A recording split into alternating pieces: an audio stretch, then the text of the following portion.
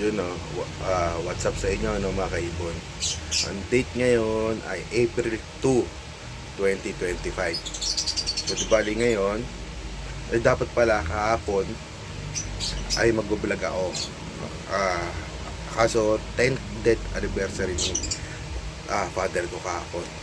Tapos kahapon guys no, ay napansin ko bakit nandoon sa loob ng gulayan, lagayan ng gulay, yung kakatil ko na hen.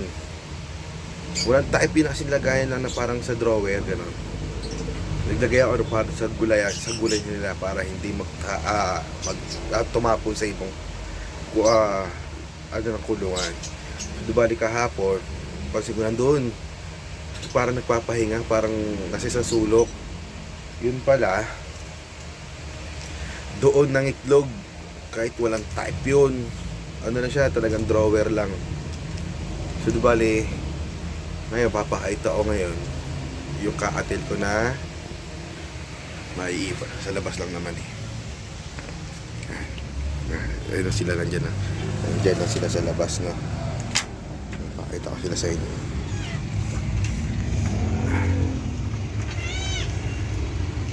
Wait lang ha. Ayun, kita nyo ba yan guys? Ayan, yung sabi siyang gulay yan nila.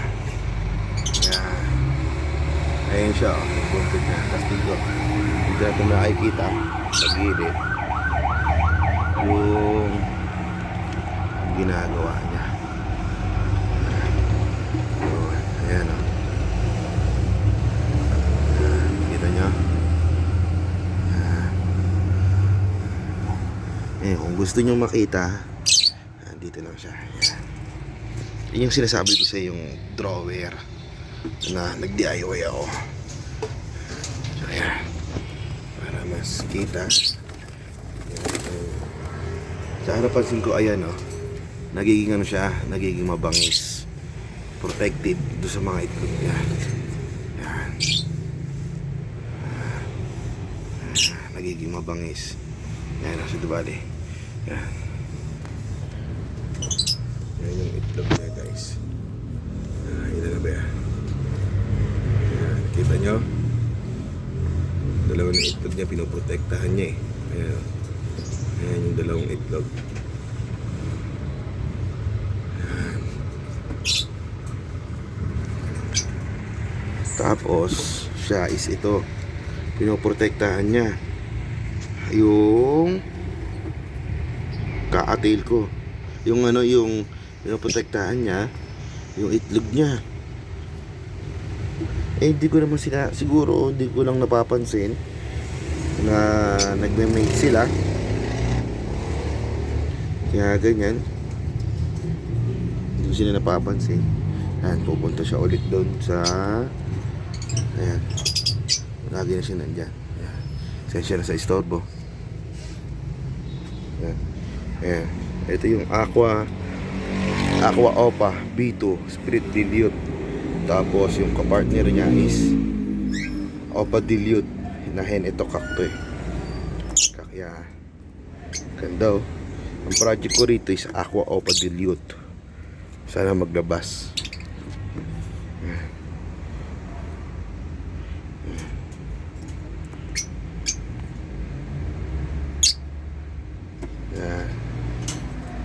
Ito yung DIY ko na nest box. Project pa lang naman sila. Di pa naman sila totally abandoned. Parang abandoned. Parang ano, forced pairing na. Kasi ito nasa 5 months na to eh. Yan, 5 months na yung aqua na yan. So di bali, sana magpares ito. Ganun pa rin. Ayan, ganun pa rin itsura niya. RF light.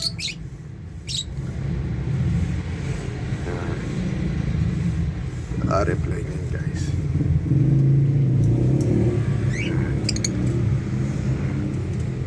Yung nasa harapan na yan is Bluetooth Opa na split dan. Ay, yung kapatid niyang Power Blue, yan, kapatid niyang Power Blue is nandito sa ilalim, sa second floor. Ayan, split dan din yan, magkapatid. Yan. Yun, nasa likod niya is yan, nasa likod niya is green opa, split pail. Ito naman blue pied na opa na possible na street ino. Ito bali itong green blue pied na yan tsaka yung green opa nagbabande. Tapos itong parblo inaaway nila. Yan. Yan. Dito wala ka pa, di ko lang alam kung diyan ako naglalagay ng ano guys, ng gulay nila para hindi matapon. Dyan. Yan. Diyan ako naglalagay. Hindi ko lang sure kung ano. Ayan, mga lilinisin ko rin yan. Yun lang. So bali ngayon ko lang napansin talaga na nangitlog tong kakatail ko rito. Hindi kahapon ko pa pala siya napansin. Yan. Yan siya. Ayan sila. Hindi ko kasi sila napapansin na nagme-mate o something na no. Pero yung pag ano niya, pag lilimlim niya dun sa itlog niya is nandun. Pero ayan nagbaban sila oh. Yan, ganyan sila. Pero di lang siguro napapansin na nag-mate tong dalawa na to. Tsaka kainan nila may successor. Kaya siguro nang itlog din. Isa yung sa mga pampaitlog din kasi yung successor eh. Pero dito ako talaga guys. Itong Aqua Opa Dilute. Aqua Opa B2 Dilute. Split Dilute. Split Dilute yan. So bali ang project ko dyan is Aqua Opa Dilute. Yan yung project ko dyan. Itong RF line nahayaan ko lang yan. Sana nga mga itlog eh. Pag itlog na hindi ko naman sila ini-istorbo lalo na to. Ito yan tawag dito, puro lang sila mate, hindi naman nangingitlog, hinahayaan ko na lang din. Ito yung mga bagong salang yan. Tsaka ito, bagong salang to guys. Halos sila yung halos bagong salang.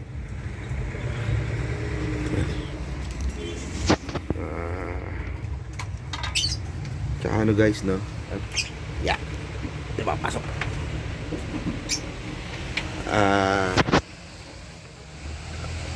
Kasi ako tawag dito, parang ako nahihilig ako sa blue series. Hilig ako sa blue series guys. So ngayon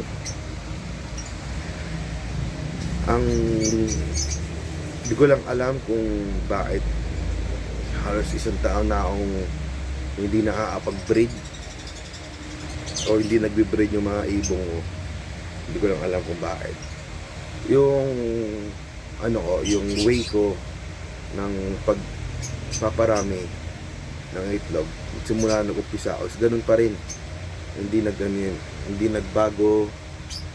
Ganun pa rin. Ang iniba ko lang is yung pugad. Yung pugad lang. Tapos yung lugar. Yun lang naman ang binago ko. Tsaka tama. Pugad. Tsaka yung lugar nila. Nilabas ko na kasi sila lahat eh. Tapos after nun okay na. Hindi ko na sila pinapalitan ko na lang sila ng tubig araw-araw. Hindi ko pwedeng di palitan eh. Pero minsan kapag talaga sobrang busy, mayroon naman silang bottled water dito eh. Kaya hindi sila mauubusan ng tubig. Dito balik, ito yung view orit sa may pintana. Yung view ko napakulay camera. So di bali, na pindot ko yung stop. Di bali, yan yung view ko guys. Dito sa may bintana. Ayan yung ka-take ko na sa pinakababa. Ayan. Nasa pinakababa yan guys. Ayan yung pusa. Yung pusa na yan nakikita mo. Alaga namin yan. alaga namin. Tsaka yun, nandun sa baba. So, bali yung mga pusa na yan, hindi naman nila iniistorbo yung ibon. Sila pa mismo yung pumapatay o nagko-control ng daga rito sa amin para hindi maistorbo yung mga ibon namin. Ayan. Ayan yung pusa namin. Ayan, yan. Mabait yan. Mabait yan. Tsaka ayun. Ayun sa motor. Ayan. Yan yung mga alaga na yung pusa. At kita nyo naman, hindi naman natitreaten yung mga pusa, yung mga ibon namin, o sa mga pusa namin kasi wala namang ginagawa. O talaga nasanay nila lang yung mga ibon, yung mga pusa namin, tsaka ibon namin. So, bali, yan. Ito yung aqua. Yan, kita niyo yan. Yan yung aqua. Aqua o pabito split dilute. Ang kapares is yung dilute, opa dilute. So bali, ayan, yung opa dilute dyan. Ang project ko dyan ay aqua opa dilute. Yun ang project ko dyan, guys, no. Tapos nandun naman yun naman yung bubong, bigyan ko ng karton. Yan, karton yan. Tapos ilang layers lang ng ilang layers ng cover yan para di mainitan. Hindi ko naman kasi pwedeng guys, hindi ko pwedeng i-cover lahat, hindi sila makakahinga. Kailangan pa rin ng proper ventilation. Ayan, yung gilid, tas yan, hindi ko pwedeng i-cover lahat kasi kailangan nila ng proper ventilation. Ganyan lang. Kailangan hindi pwedeng cover na cover. Talagang sadyang siguro na natural lang din sa pag-iibon yung mamatayan ng mga alaga. Natural lang yun, dami ko nakikitang ganun. So bali, yun lang, no, guys.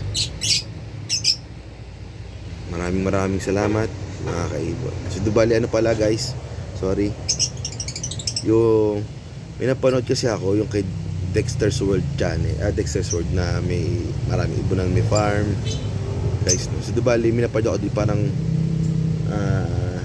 ang mag-DIY siya na nest box na galing sa tawag dito Sunrocks. Although yung niya, yung gusto niya is wala nang problema. Ang problema lang is yung nakukuha niyang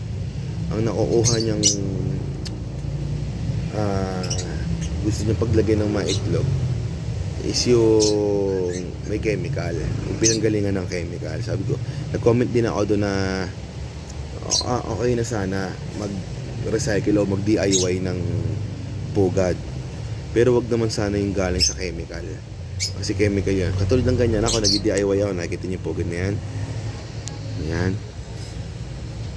yan DIY yan.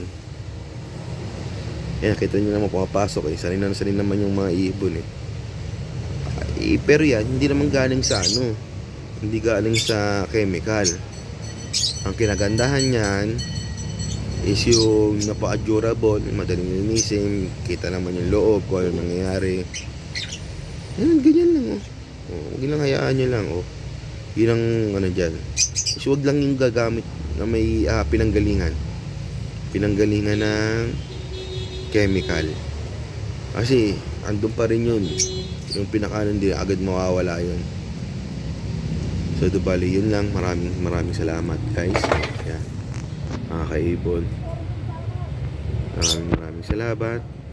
Sana maparami ko na tong ako opa dilute na project ko, Maraming salamat, mga kaibon.